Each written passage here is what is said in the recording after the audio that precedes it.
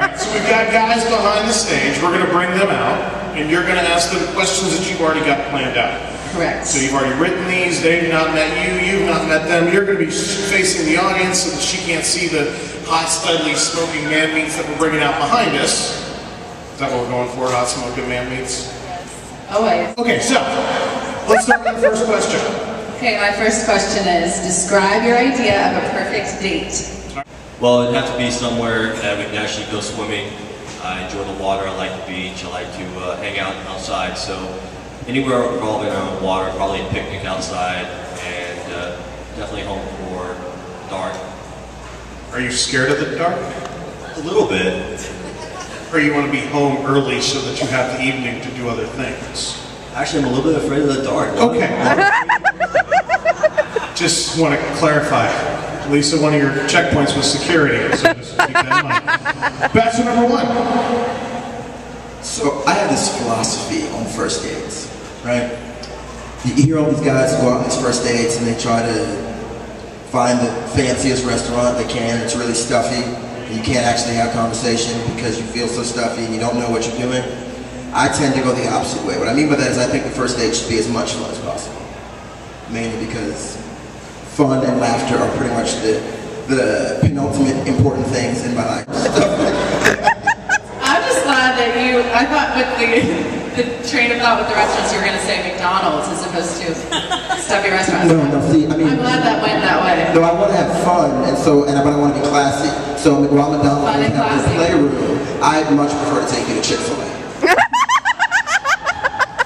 I do like Chick-fil-A. All right, bachelor number three. I hate to leave you out. Go right ahead. An ideal first date, I kind of have to tend to agree with bachelor number one. Definitely something that has to be casual. A chance to get to know each other. Someplace that's not too crowded so we can still hear each other, talk one-on-one, get to know each other. Likes, things in common, things of that nature, and just kind of take it easy. It's very pretty, I told you that. All right. Oh, okay. What's our next question?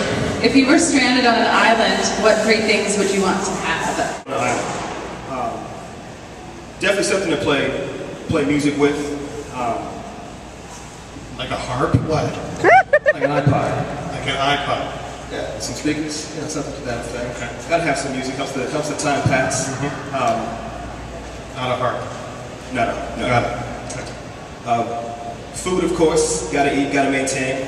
And possibly access to some kind of communication device for when we want to get off the island.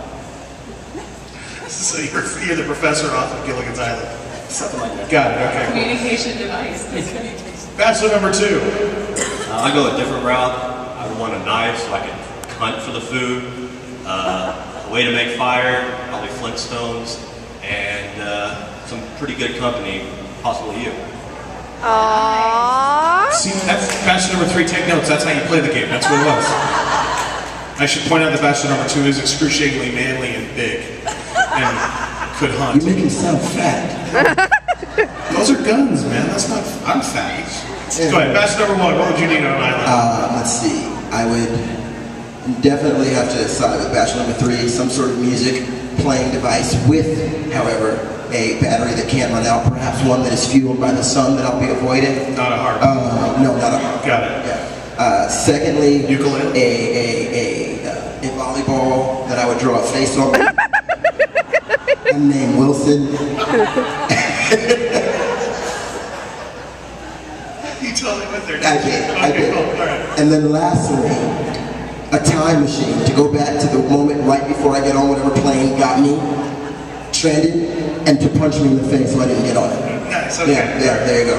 I do. That's not good. Where do you see yourself 10 years from now? Bachelor number one.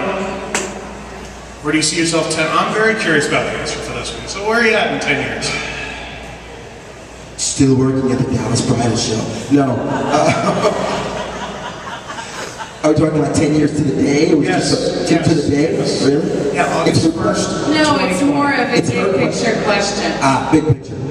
Well, I am going to be involved in, one of my biggest passions is music and making a difference through it. So while I would love to give you a clear-cut answer as to exactly where I'm going to be, all I know is that it will involve music, it will involve the arts and culture, and it will involve making an impact in people's lives. So fluffy dreamer. I am absolutely a fluffy dreamer, which is why I surround myself with people who can get stuff done. That's very true. Yeah, it's true. Bachelor number 3, where are you going to be in 10 years? 10 years from now, I'll be doing some things that will allow me to be successful in terms of encouraging and motivating people through speaking and using my voice in whatever capacity that would lead me. Also being a husband and a father at the time as well, 10 years from now. So kind of like a Tony Robbins who does voiceover work. You could say that. Okay, cool. Bachelor number 2. Well, I would hope that my construction company will take off and that I can go ahead and continue volunteer firefighter, and that I'd have a better impact in the church that I belong to right now, maybe even a Sunday school class that my wife helps with, and hopefully 2 kids by this time. This guy's here to play. He's really good. Woo! So you got fluffy dreamer, sexy deep voice, and testosterone man firefighter dude. What do you look for in a woman? What do you find attractive? Just straight out, pure honesty. You find that really hard nowadays.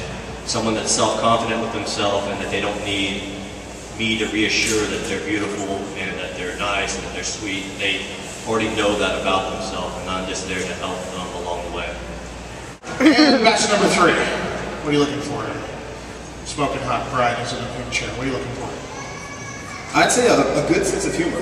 I think there's nothing more valuable than to be able to sit down with someone and either you make them laugh or they make you laugh.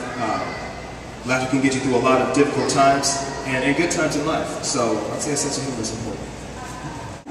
This one is, what is your favorite type of music and favorite band or singer? Oh, I have not started with bachelor number 1. That'll take us an hour. Bachelor number 3. I've got to go with the king of pop, Michael Jackson.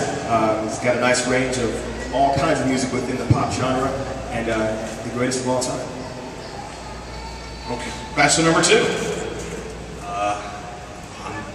I'm country to the core, so no, I didn't see that coming. I am a huge fan of jazz. Always have been, always will be. My father was very involved in jazz in New York, jazz scene in New York, and so I'd say my number 1 genre of music, if we had to qualify as just one, I would definitely say jazz. Okay, my last question is, if you were an ice cream flavor, which one would you be and why?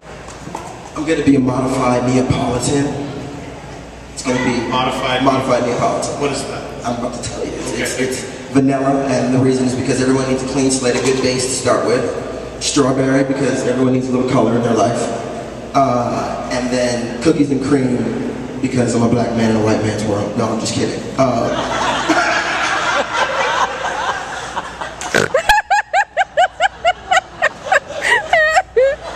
No, but I mean, it would be cookies and cream, and I'd love to say I have a real answer as to why, but it's my favorite ice cream flavor. Because it's yummy. That is actually what that was going to be my second reason, because it's yummy.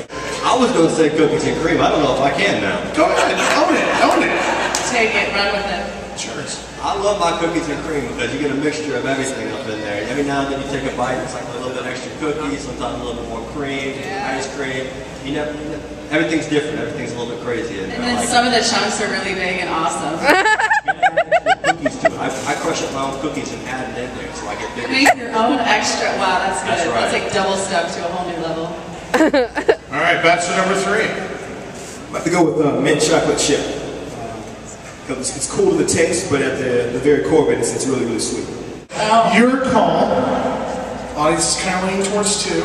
I think 3. That's what I wanted. Thank you. That's my man right there. I think 3 is pretty. I think 1 will talk too much during the day. So, but your call. It's so difficult because they're all really interesting and cool. So if I could pick all of them, that would be awesome. That would be an odd day. Wouldn't that be kind of fun? Yeah, it also would involve us deer pounds. It would. Yeah. That was the gong. I'm going to go with number 3. Number 3.